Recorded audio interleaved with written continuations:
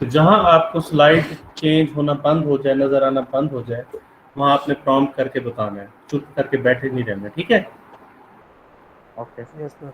Okay, तो अभी पहली स्लाइड है मैथमेटिकल स्टैटिस्टिक्स लेक्चर 3। आउटलाइन है, कंडीशनल प्रोबेबिलिटी आज हम डिस्कस करेंगे, मल्टीप्लिकेशन एंड बेस थ्योरम हम पढ़ेंगे थोड़ा सा, फिर परम्यूटेशन और कॉम्बिनेशन होता क्या है और इसकी एप्लीकेशंस क्या है ये देखेंगे थोड़ा सा।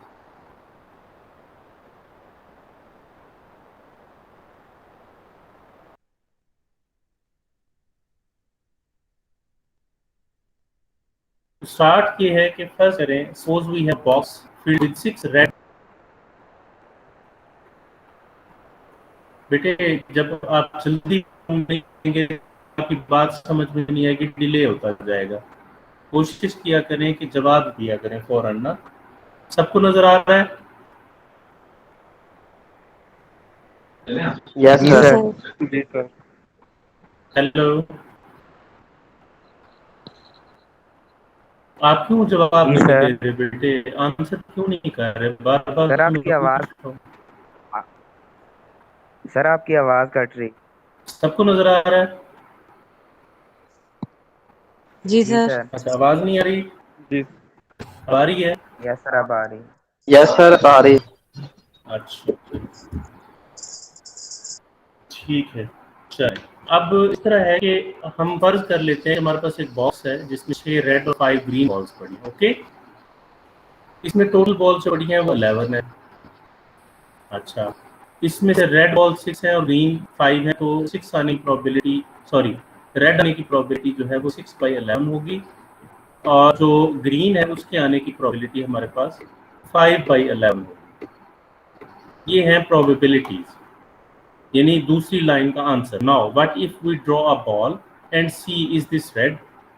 क्या प्रोबेबिलिटी है, क्या चांस है, क्या होगा अगर हम एक बॉल निकालें और वो रेड हो? तो रेड होने की चांस होंगे 6/11, ठीक है? 6/11। Put the ball out of box and draw another ball. हम ये बॉल बक्से के बॉक्स के बाहर रख देंगे और हम एक और बॉल ड्रॉ करेंगे। अच्छा, अब आपके पास पहले टोटल 11 बॉल थी, अब आपने एक बॉल निकाली वो रेड थी, आपने वो बाहर रख दी। अब बॉक्स के अंदर टोटल 10 बॉल्स हैं। 10 में से जो रेड है वो 5 है, और जो ग्रीन है वो भी 5 है। तो अब इस वक्त what will be the probability that the ball जो ड्रॉ करनी है हमने, ड्रॉन बॉल इज रेड? क्या प्रोबेबिलिटी है कि जो हम दूसरी बॉल ड्रॉ कर रहे हैं वो भी रेड हो? उसकी प्रोबेबिलिटी होगी अब 5/10। ये इसकी प्रोबेबिलिटी। देखें, पहले रेड की प्रोबेबिलिटी 6/11 थी, अब रेड की प्रोबेबिलिटी जो है वो 5/10 हो गई। प्रोबेबिलिटी चेंज हो गई, तो इसको कहते हैं कंडीशनल प्रोबेबिलिटी। फर्ज करें अगर पहली बाल जो मैंने निकाली वो रेड ना होती, ग्रीन होती, फिर क्या होता? फिर इसकी प्रोबेबिलिटी 6/11 ही रहेगी। वो पिछले एक्ट या पिछली आउटकम पे अगली आउटकम यहाँ डिपेंड कर रही है। मेरी बात समझ आ गई सबको? जी sir. Yes sir. Okay. In fact, the last trial changed the probability of getting red. आखिरी ट्रायल ने रेड आने की जो प्रोबेबिलिटी है वो चेंज कर दी। This leads toward conditional probability. यहाँ से हमने सीखा कि कंडीशनल प्रोबेबिलिटी भी कोई चीज होती है। अब इसी सारे प्रॉब्लम को जिस तरह डिस्क्रिप्टिव वे में मैंने आपको बताया है, बिल्कुल इसी तरह इसको एक मैथमेटिकल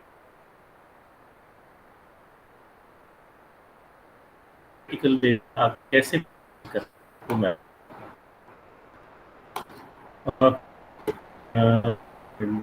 लेना है, फिर से लेना है, और इसको फर्ज ए हमारे पास इवेंट है कि ये इवेंट सेकंड जो है वो रेड है। ये हमारे पास एक इवेंट, सेकंड बॉल जो है वो रेड। बी हमारे पास इवेंट है, फर्स्ट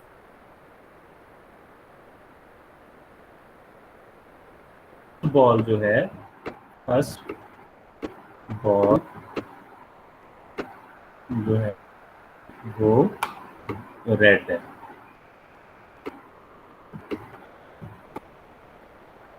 अब जो कंडीशनल प्रोबेबिलिटी है उसको कुछ इस तरह लिखेंगे हम, probability of A such that B is already occurred। तो हम देखें A second ball red, second ball red का मतलब है दूसरी जो बॉल मैं ड्रॉ कर रहा हूँ वो रेड है। बी फर्स्ट बॉल रेड, कहता है फर्स्ट बॉल रेड। तो प्रोबेबिलिटी क्या कहती है, क्या प्रोबेबिलिटी होगी कि ए यानी सेकंड बॉल रेड हो जबकि पहली बॉल रेड थी।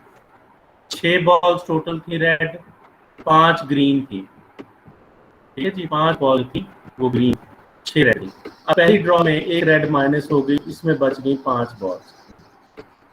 कोई ग्रीन माइनस नहीं हुई तो इसकी 5 की 5 वैसे ही रहेगी।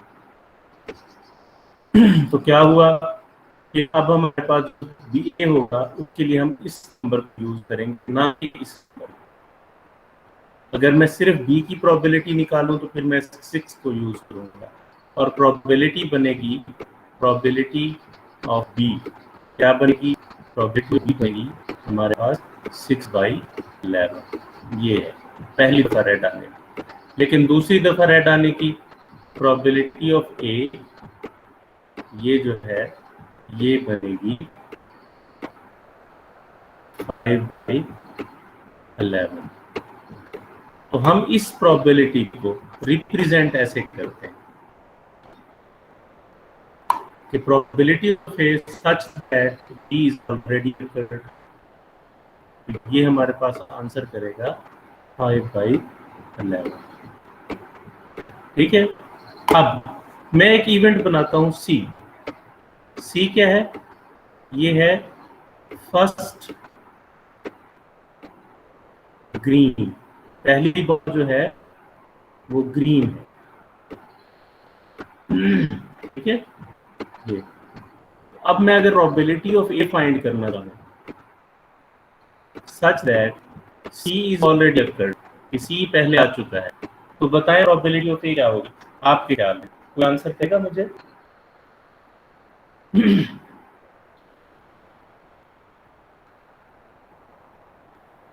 मैं आपसे सब पूछ रहा हूँ, आप लोग करके बैठे हैं, क्या मेरी आवाज नहीं आ रही? अभी और मसला है? सर आ रही है, एक दफा रिपीट कीजिएगा। ये फाइंड करनी है बेटे प्रोबेबिलिटी क्या होनी चाहिए, probability of A such that C is already occurred. बताएं, कोशिश करें, गलत या सही आंसर जो भी है दें। क्या लगता है आप?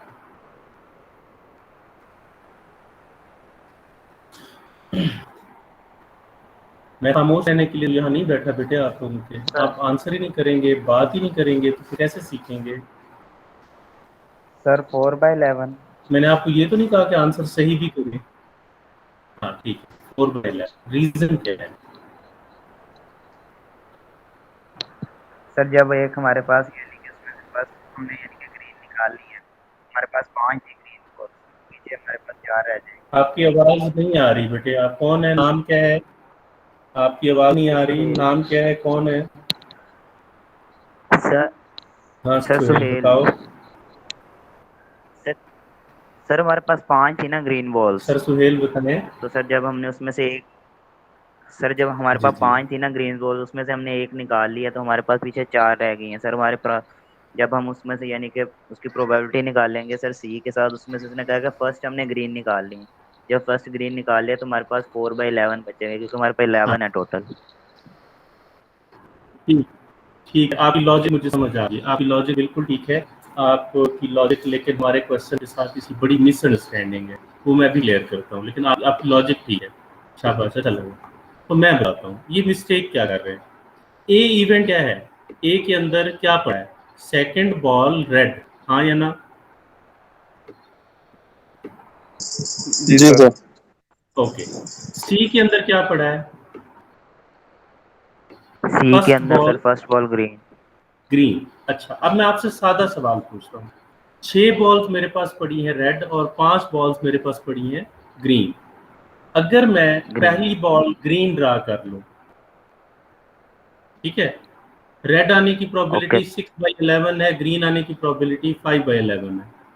मैं ओके। पहली बॉल ग्रीन ड्रा कर रहा हूँ, कर ली।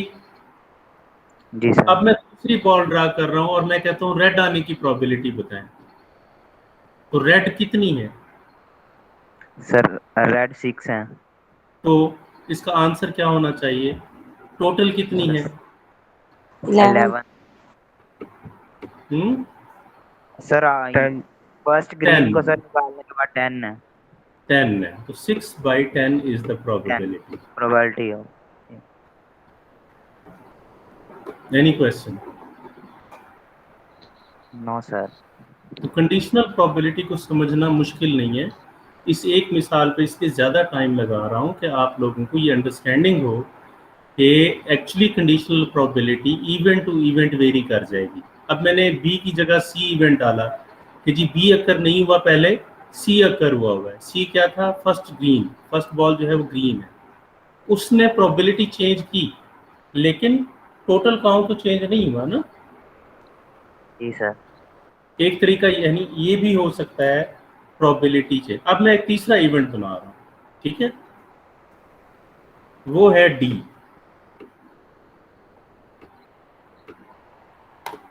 डी ये है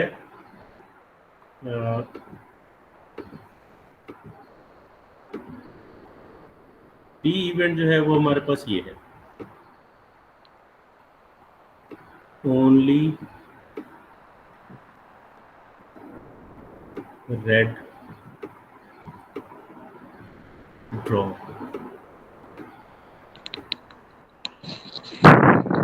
अगर हमें ये पता हो कि हमने जो ड्रॉ की है बॉल वो रेड है, तो probability of B such that D is occurred, probability of A such that B is occurred,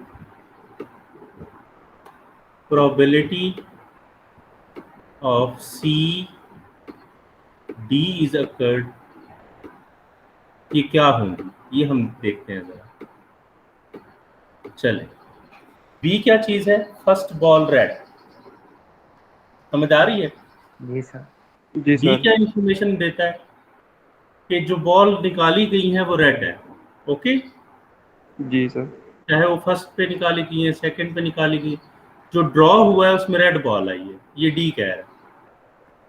B कह रहा है कि फर्स्ट बॉल रेड ड्रा करनी है, तो बी के मुताबिक प्रोबेबिलिटी डी अगर अकर हो चुका है तो बी की प्रोबेबिलिटी 6/11 होगी, क्योंकि शुरू में 6 बॉल्स हैं रेड और उनमें से 11 में से 6 है, 6/11 इसकी प्रोबेबिलिटी होगी। क्लियर हो गया?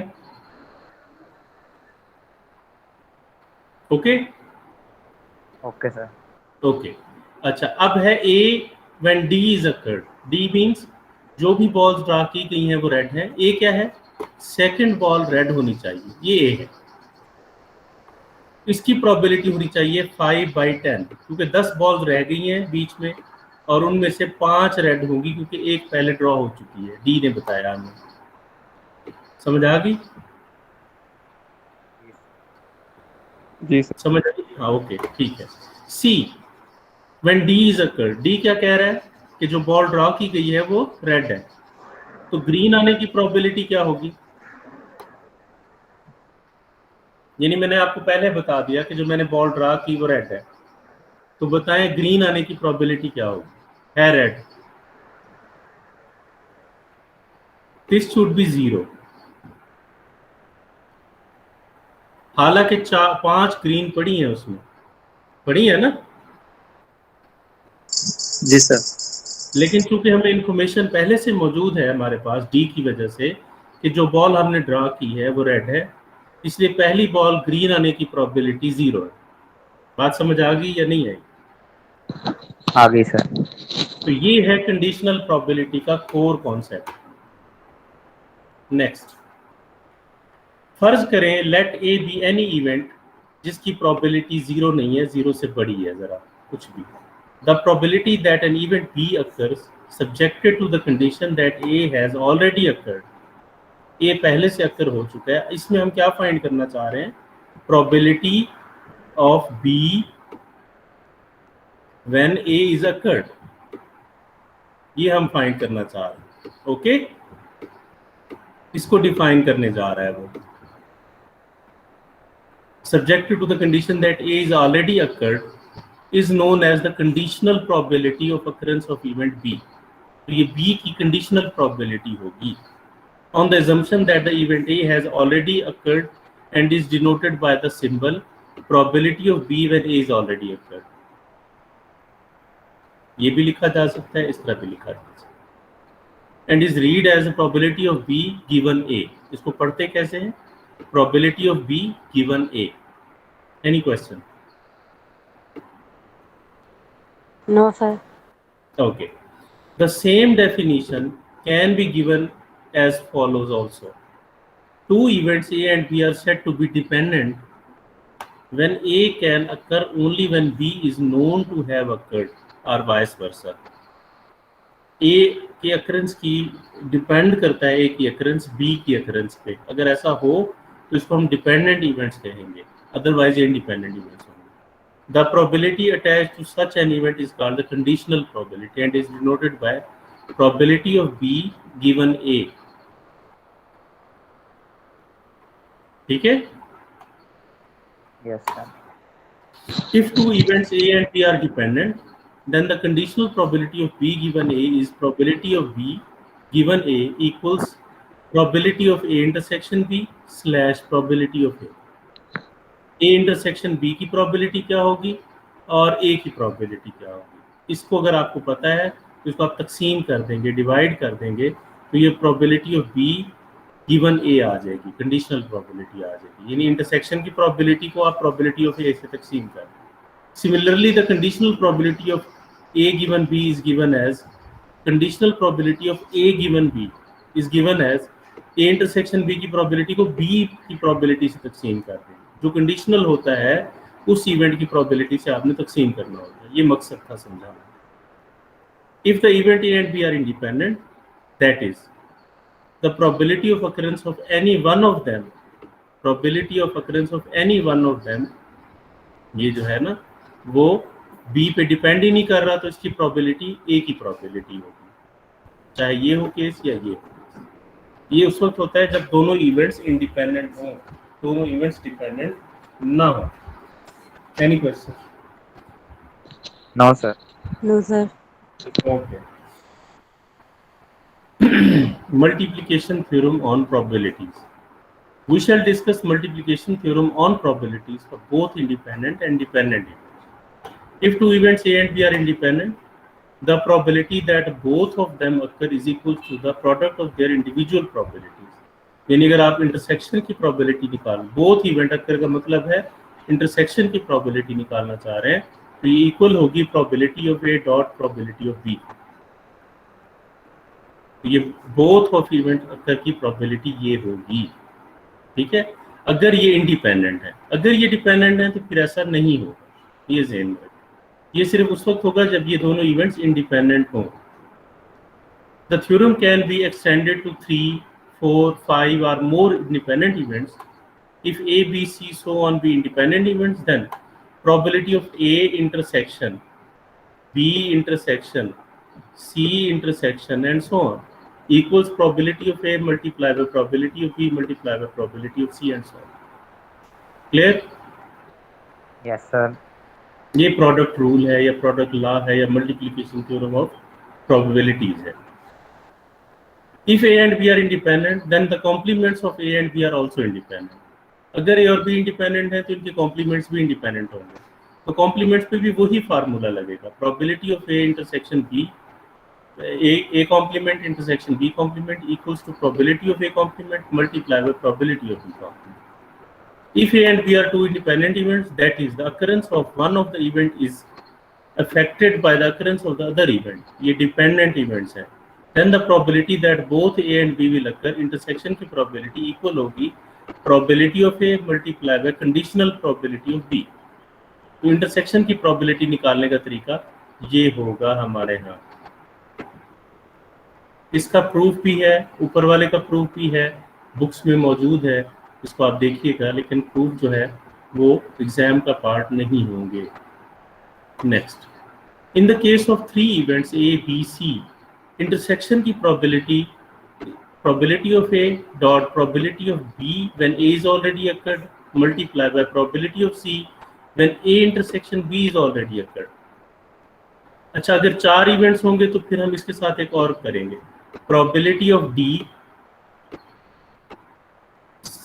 such that A intersection B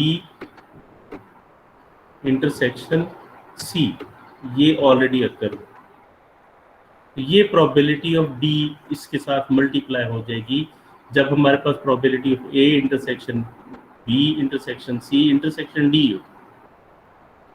The probability of occurrence of A, B and C is equals to the probability of A times the probability of B given that A has occurred times the probability of C given both A and B have occurred. ये 3 events की intersection की probability निकालने का formula है via conditional probability Bayes theorem. The concept of conditional probability discussed earlier takes into account information about the occurrence of one event to predict the probability of another event. ये हमने पिछले सारे lecture में ये सीखा. This concept can be extended to revise probabilities based on new information and to determine the probability that a particular effect was due to specific cause. यहाँ पे cause discuss होगा बेस थ्योरम में. ये बड़ा important है word जो है इसमें, कॉज डिस्कस. वजह क्या है कि प्रोबेबिलिटीज चेंज होती है. The procedure for revising these probabilities is known as Bayes theorem. Bayes theorem करता क्या है, ये वो प्रोसीजर है जो आपको बताता है कि प्रोबेबिलिटीज किस वजह से चेंज हो रही है, कॉजेज क्या है चेंज होने. एक तो ये आपको थ्योरेटिकली क्लियर है. अच्छा, ये 1763 में हुआ और पोस्टीरियर और इस तरह की प्रोबेबिलिटीज को यूज़ करते हुए बनाया गया. ये इसकी हिस्ट्री है, ये आप खुद ही देखिएगा. मैं आपको बेस थ्योरम की तरफ लाता हूँ. फर्ज करें A1 आपके पास इवेंट है, A2 आपके पास इवेंट है, A3 आपके पास इवेंट है, AI आपके पास और AN इवेंट्स आपके पास मौजूद हैं. फर्ज करें with a set of n mutually exclusive and collectively exhaustive events, और इनकी सारों की प्रोबेबिलिटी are their corresponding probabilities. Probability of A1, P of A2, P of AN, ये प्रोबेबिलिटीज हैं. A1 की प्रोबेबिलिटी ये है, इस नंबर से रिप्रेजेंट होगी. A2 की प्रोबेबिलिटी इससे रिप्रेजेंट होगी. AN की प्रोबेबिलिटी इससे रिप्रेजेंट होगी. If B is another event such that probability of B is not zero, zero नहीं है, and the prior probability यानी probability of B when AI is already occurred, ये जानते हो हम कि इनकी वैल्यूज़ क्या है. अगर आपको ये वैल्यूज़ आती हैं तो फिर आप हर AI की प्रोबेबिलिटी निकाल सकते हैं कंडीशनल टू B, यानी B इज गिवन. तो probability of AI when B is already given is equals to probability of B when A is already given into probability of AI divided by sum of all probabilities. इन सारी probabilities के product का सम, जितने भी events हैं उन सब की. ये K नहीं होगा बेटे, यहाँ N होगा. यहाँ पे K नहीं है, N है, क्योंकि हमारे पास N इवेंट्स हैं तो लिहाजा यहाँ N सम आएगा. ये फार्मूला बेस थ्योरम या बेस रूल कहलाता है, जिस मैंने आपके सामने लिखा. नेक्स्ट थोड़ा सा रिव्यू है परम्यूटेशन एंड कॉम्बिनेशन का. आप ऑलरेडी इसके बारे में काफ़ी कुछ जानते हैं. मिसाल के तौर पे अगर हमारे पास A, B और C चीज़ें हैं, ऑब्जेक्ट्स है, तो मैं इसकी अरेंजमेंट चाह रहा हूँ. अच्छा, दो देखें, Permutation means arrangement of things in different ways. Out of three things, मसलन A, B, C, taking two at a time, दो इनमें से एक वक्त में लेनी है, and we can arrange them in the following manner. मसलन AB बना लें या BA बना लें, AC बना लें या CA बना लें, BC बना लें या CB बना लें. तो 6 पॉसिबल अरेंजमेंट्स हैं इन तीन वर्ड्स को अल्टरनेट लिख के दो अगर एट अ टाइम लेनी है. तो ये कहता है कि 3P2 ये परम्यूटेशन का फार्मूला होगा. इसको लिखा जाएगा 3 फैक्टोरियल डिवाइडेड बाय 3 माइनस 2 का फैक्टोरियल. ऑलरेडी आप लोग ये जानते हैं, मैं सिर्फ आपको रिव्यू दे रहा हूँ. इक्वल्स 6. 6 पॉसिबिलिटीज बनेगी. वो 6 पॉसिबिलिटीज इसने अलग अलग करके बना दिया. ठीक है जी. Here we find 6 arrangements. In these arrangements, order of arrangement is considered. Order हमने consider किया. जैसे AB एक ऑब्जेक्ट है और BA एक दूसरा ऑब्जेक्ट है. ऑर्डर चेंज हुआ, ऑब्जेक्ट चेंज हुआ. The arrangement AB and the other arrangement BA are different. AB arrangement और BA arrangement है, ये different arrangements हैं. The number of arrangements of the above is given as the number of permutation of 3 things taken 2 at a time. 3 में से 2 चीज़ें at a time लेने के लिए ये फार्मूला है जो मैंने आपको थोड़ी देर पहले एक्सप्लेन की. 3P2. Thus the number of arrangements that can be made out of n things taken r at a time is called NPR. और ये किसके इक्वल होगा? ये होगा n factorial divided by n minus r factorial.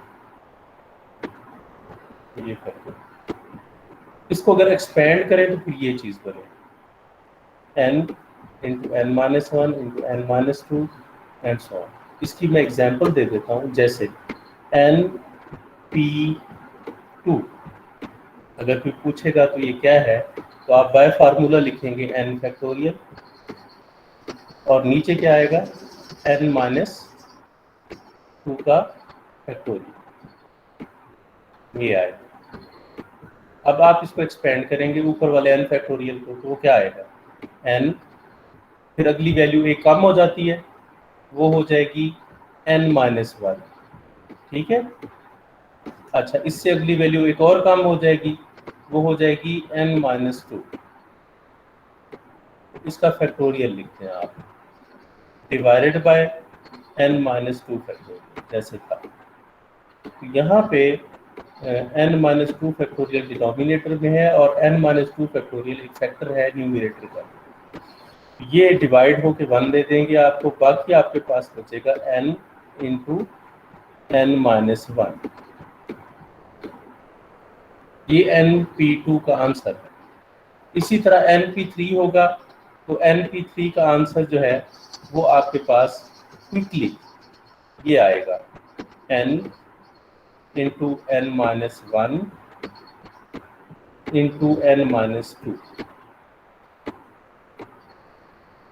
बस ये इसका answer आया. Any question?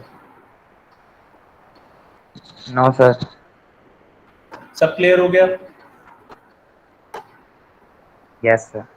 अच्छा, 2 की जगह 3 हो तो n माइनस 2 तक जाएंगे, 4 हो तो n माइनस 3 तक जाएंगे. ठीक है. r हो तो कहाँ तक जाएंगे sir? n into r minus 1 तक. r माइनस 1 तक. ये इसलिए फार्मूला ये इसने लिख दिया क्विकली. समझ आ गई अब सबको? जी सर. कोई सवाल है तो कर लो. नहीं. The same can be written in factorial notation is as follows. ये जो इसने लिखी मैंने आपको डिस्क्राइब करके बता दी. 10P3 एज एन एग्जांपल उसने सॉल्व भी किया और सॉल्व करके उसने आपको वैल्यू निकाल दी. Combinations. Difference between permutation and combination is very simple. वो ये है, देखें एक बॉक्स है जिसमें 10 बॉल्स पड़ी हैं, नंबर बॉल्स हैं. किसी पे 1 लिखा है, किसी पे 2, किसी पे 3, इस तरह 10 बॉल्स पड़ी. ठीक है जी. अब मैंने इसमें से 2 बॉल्स ड्रा करनी है। कितनी बॉल्स ड्रा करनी है?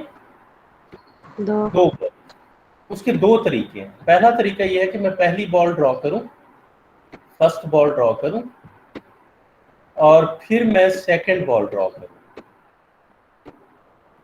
अच्छा, चलिए 10 ना करें, इसमें आप 3 कर लें। चलो, इसमें 3 बॉल्स पड़ी है। फर्स्ट बॉल ड्रॉ करूं और फिर सेकंड बॉल ड्रॉ करूं, तो ये 1 और 2 आ सकती है। अच्छा, 1 और 3 आ सकती है, और 2 और 2 3। और 3 आ सकती है। ये भी हो सकता है पहली बॉल 2 हो दूसरी 1 हो। ये भी हो सकता है पहली बॉल 3 हो दूसरी 1 हो। ये भी हो सकता है पहली बॉल 3 हो और दूसरी 2। इसके अलावा कुछ हो सकता है? हाँ सर। नहीं हो सकता। आगे आता हूं। मैं इसमें से 2 बॉल्स इकट्ठी उठाता हूँ, पहली और दूसरी करके नहीं, हाथ डालता हूँ, 2 बॉल्स निकालता हूँ। एक पे 1 लिखा हुआ है, एक पे 2। आप बताएं वो 1 2 है या 2 1 है?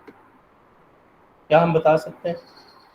पहले तो हम अलग अलग निकाल रहे थे, पहली बॉल निकाली फिर दूसरी निकाली, लेकिन अब हमने थोड़ा सा चेंज कर दिया। हम साइमल्टेनियस ड्रॉ कर रहे हैं, इकट्ठा। दोनों बॉल्स उठाई, एक पे 1 लिखा था, एक पे 2। आप बताएं वो 1 2 है या 2 1 है? सर 1 2 भी हो सकती है, 2 1 भी। तो हम क्या लिखेंगे? दोनों तो नहीं लिख सकते।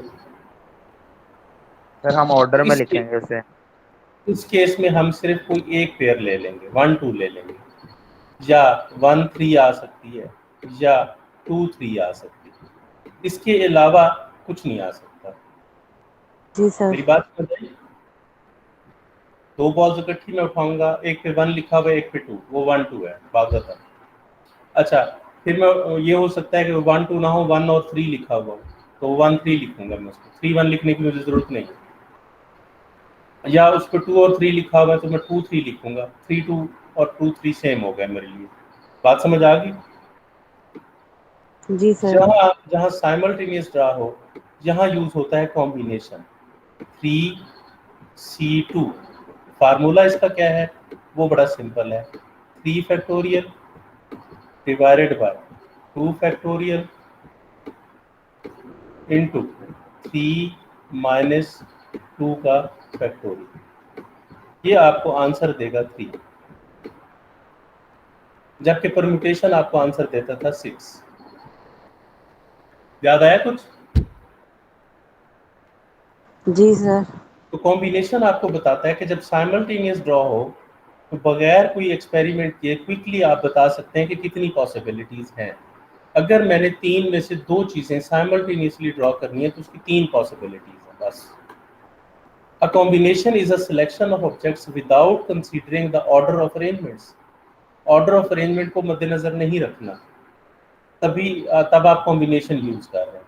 For example, out of 3 things A B C, we have to select 2 things at a time. At a time का मतलब है साइमल्टेनियसली, इकट्ठे एक ही दफा में। अब एक बॉल है जिसपे ए लिखा है, एक बॉल है जिसपे बी लिखा है, एक बॉल है जिसपे सी लिखा है। मैं 2 बॉल्स उठाता हूँ, एक पे ए लिखा हुआ है, एक पे बी, तो मैं उसको ए बी कह दूंगा। बी ए और ए बी मेरे लिए सेम हो गए, ऑर्डर मैटर नहीं करता। मेरी बात समझ आ गई?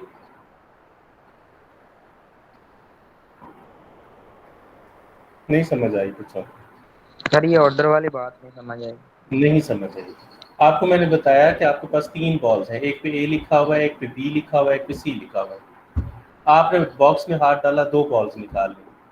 आपने देखा एक बॉल पे ए लिखा हुआ है, एक पे बी। आप बताएं वो ए बी है या बी ए है? सर बताएं। ए बी भी है, बी ए भी है। तो ये दोनों हैं या एक है इनमें से कोई एक? सर एक ही लेंगे ना हम उसको। एक ही लेंगे तो ऑर्डर मैटर नहीं करता ना। ए बी और बी ए एक ही चीज हो गई। चल ठीक, जी सर। ये इसका मतलब ये है, ऑर्डर मैटर ना करने का मतलब ये है कि आप ए बी लिखें या बी ए लिखें, इससे कोई फर्क नहीं पड़ता, ये एक ही एलिमेंट है। Okay sir. ओके। ओके। इसी तरह अगर एक पे ए लिखा हुआ है और एक पे सी लिखा हुआ है उन 2 बॉल्स में से, तो आप उसे ए सी लिखेंगे या सी ए लिखेंगे, मैटर नहीं करता। मैटर नहीं। इसी तरह बी और सी लिखा हुआ था बॉल्स पे, उसको आप बी सी लिखें या सी बी लिखें, मैटर नहीं करता, एक एक लेना पड़ेगा उनमें से। ठीक है। ठीक है।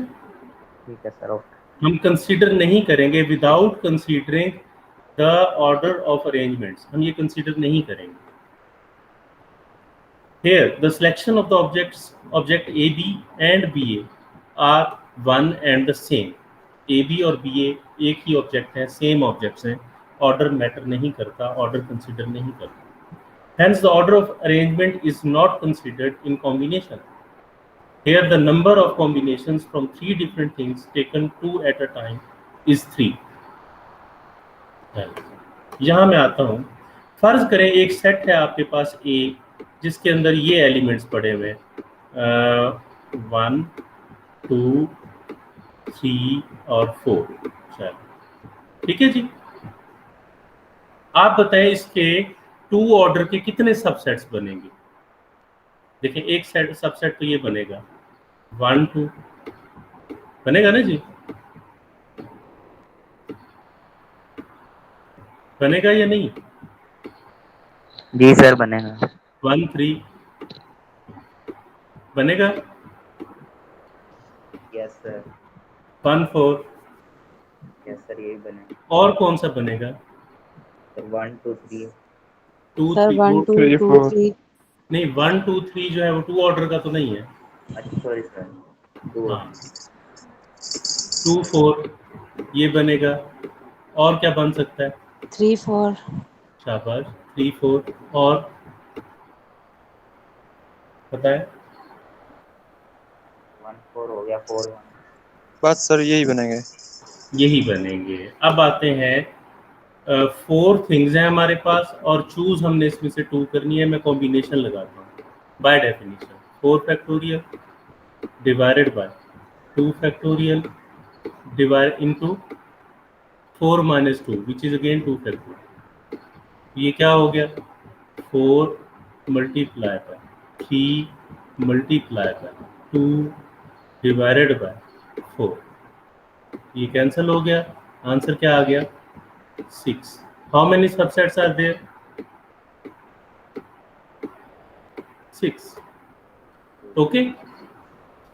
यस अब यहाँ आपको नजर आ रहा होगा कि जो सेट है 1 2 और जो सेट है 2 1 ये सेम सेट होते हैं, इक्वल सेट्स हैं। तो यहाँ ऑर्डर मैटर नहीं कर रहा है, इसलिए हमने कॉम्बिनेशन लगा दिया। Any question? No sir. Okay, यहाँ कुछ फार्मूलाज हैं जो आगे डिस्कस होंगे जाके। This is written symbolically 3C2 equals to 3. That's the number of combinations of n different things taken r at a time. R at a time. R at a time is given by NCR NPR divided by R factorial, या इसको आप लिख सकते हैं ये वाला n factorial divided by n minus r into r factorial. Note that NC0 को 1 लेना है, NC1 n होगा, NCn 1 होगा, 10C3 अगर निकालना है तो उसका तरीका ये है, 8C4 निकालना है तो उसका तरीका ये है।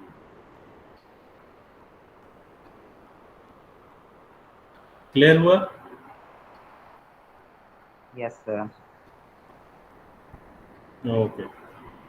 To find 8C4, the numerator first write the product of 4 natural numbers starting with 8. 8 से शुरू होते हुए 4 नेचुरल इन डिसेंडिंग ऑर्डर, 8 से पीछे जाना है। जैसे ये गया, क्या गया 8 7 6 5, 4 नंबर पिछले ले लिए और फिर वो आ गया अगली स्टेटमेंट पे। And in the denominator right the 4 factorial. तो डिनोमिनेटर में इसने 4 फैक्टोरियल लिखा है, इसको सिंप्लीफाई किया 70 आंसर आया। कंपेयर 10C8 एंड 10C2, वो ये सेम होंगे, वो ये कह रहा है। 10C2 का आंसर 45 आएगा और 10C8 का आंसर भी 45 आएगा।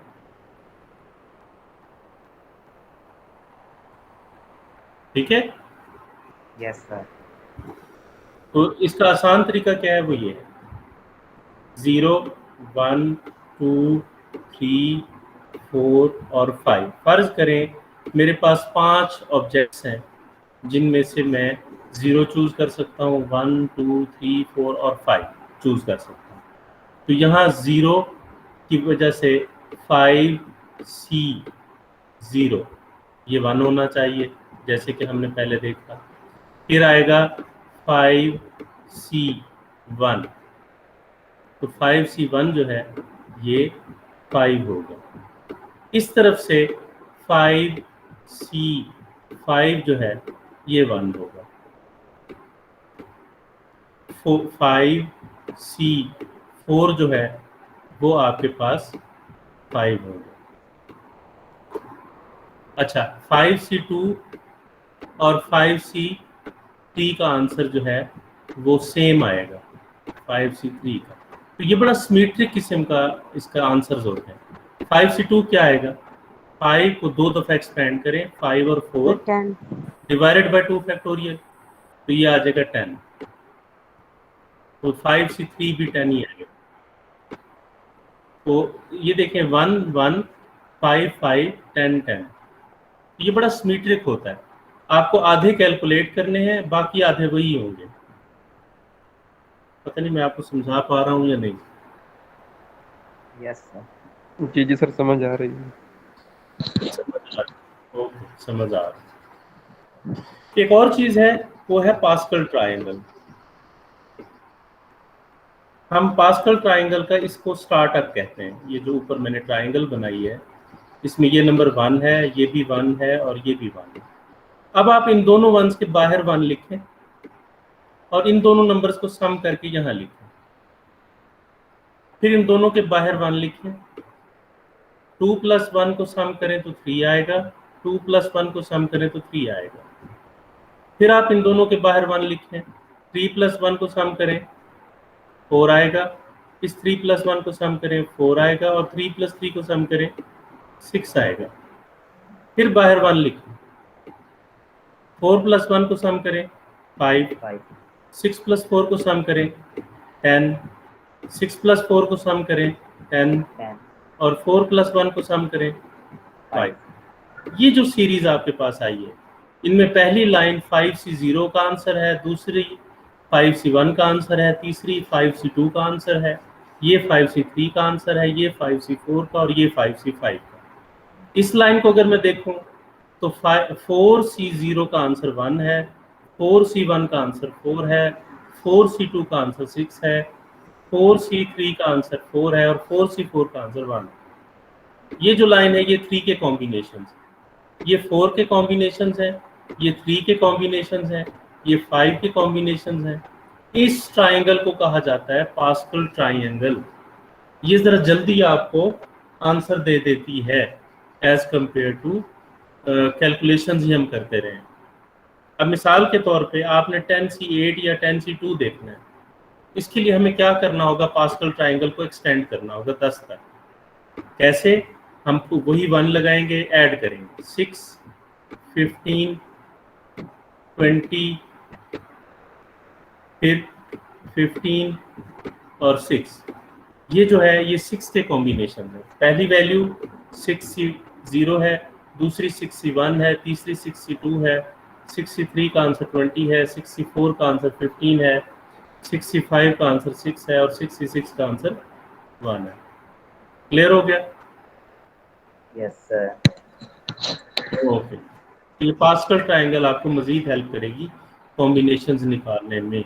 मेरा लेक्चर तकरीबन, हाँ जी पूछे सर। ये जो पास्कल ट्रायंगल है ये हमारे पास चलती जाती है या कहीं पे जाके इसके ऑफ कोर्स आपको फर्ज करें 10 के कॉम्बिनेशन चाहिए सारे, तो आप 10 तक जाके रुक जाएं। आपको 11 के कॉम्बिनेशन चाहिए, आप 11 तक जाके रुक जाएं। आपको 5 के कॉम्बिनेशन चाहिए, आप 5 तक जाके रुक जाएं। ये तो डिपेंड करता है कि आपको कहाँ किस नंबर तक के कॉम्बिनेशन चाहिए ना कैलकुलेशन में। ओके समझ रहे हैं? जी सर। हाँ, ये कॉम्बिनेशन आपको कैलकुलेशन में हेल्प करते हैं। लेकिन अगर बहुत बड़ा नंबर आ गया फिर आप ये पास्कल ट्रायंगल ट्राई नहीं करें, फिर आप वो फार्मूले से ही निकालें उसको। ठीक है, जैसे नीचे दिया हुआ है 200C2 200C198, इसको आपने पास्कल ट्रायंगल में सॉल्व करना शुरू कर दिया। ये 200 तक आपको जाना पड़ेगा तो काफी लंबा होगा, उसको नहीं करना। ठीक है, ओके, उसको फार्मूले से ही करें। तो हमने क्या ऑब्जर्व किया, हमने ऑब्जर्व किया, यहाँ मैं एक अपनी ऑब्जर्वेशन लिखूं और लेक्चर को एंड करूं। हमने ऑब्जर्व किया कि फर्ज करें 9C 0 जो है ये इक्वल होगा 9C 9 के। अच्छा 9C 1 जो है ये इक्वल होगा 9C 2 के, सॉरी 8 के। इसी तरह 9C 2 जो होगा वो इक्वल होगा 9C 7 के। बात समझ आ रही है या नहीं आ रही? जी सर। आ रही है सर। हाँ, इसको आप 9 की बजाय 5 पे चेक कर सकते हैं। यहाँ 5 की रो हमें दी हुई है, ऊपर 6 की भी दी हुई है, लेकिन 5 की पहले चेक करते हैं। हम देख सकते हैं कि 5C0 का आंसर क्या है? 1। ये है 5C0 का आंसर। ठीक है, ये किसके इक्वल है? 5C5 के, है ना इक्वल? यस।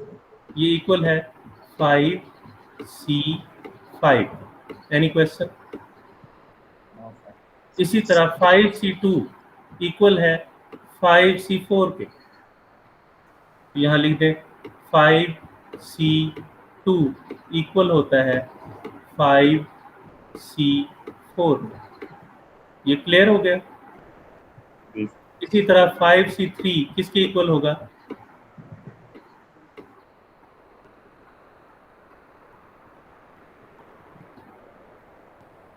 बताएं।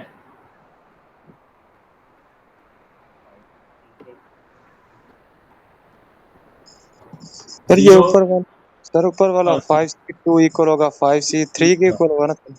हाँ, यहाँ 2 आएगा और यहाँ 5C3 के, 5C3, 5C0 5C5 के, 5C1 5C4 के और 5C2 5C3 के। तो इसको देख के आप एक लाइन लिख सकते हैं जो यहाँ लिखी हुई कि 10C8 जो है ये इक्वल होगा 10C2 के। 2 को लिखा जा सकता है 10 - 8। इसी तरह यहाँ जो मैंने कॉम्बिनेशन बनाया उसको मैं यूँ लिखता हूँ, ज़रा देखें ज़रा, मैं कलर चेंज करता हूँ और फिर मैं इसको लिखता हूँ। ये देखिए, इसको मैं लेके कुछ इस तरह लिखूँगा 5C0 इक्वल है 5C5 - 0। ये मैंने इस लाइन को लिखा ऊपर वाली। क्लियर हो गया? Yes sir. इसी तरह इसको लिखा जा सकता है 5C1 इक्वल हो गया 5C5 - 1 विच इज 4। ठीक है, तो जनरली फार्मूला ये उसने बना दिया, NCR is always equals to NCN - R। इसका फायदा क्या है? 200C 198 निकालना मुश्किल है, तो हमने 200C 198 के ऊपर यही फार्मूला अप्लाई किया, तो ये बन गया 200C 200 - 198। तो 200 में से 198 निकाला तो 2 बचा, तो ये 200C2 है। तरीकाकार क्या है? 200 को एक्सपेंड करें 2 दफ़ा, 200 और 199, और इसको तकसीम कर दें इसके फैक्टोरियल से, विच इज़ 2 फैक्टोरियल। तो ये आंसर आपके पास जल्दी आ जाएगा। क्लियर हुई बात या नहीं हुई? हो गई सर। ये इस वजह से इसने ये फार्मूला जो है वो बना दिया। नेक्स्ट है एक क्वेश्चन है, और ये क्वेश्चन आपकी असाइनमेंट है, ये आपने प्रेजेंट भी करनी है और ये डिस्कस भी करनी है आपने। ठीक है, ये आप नोट कर लें, और आपको ऑलरेडी मैंने दिया हुआ है, ये स्लाइड्स दी हुई हैं। Yes sir. ओके।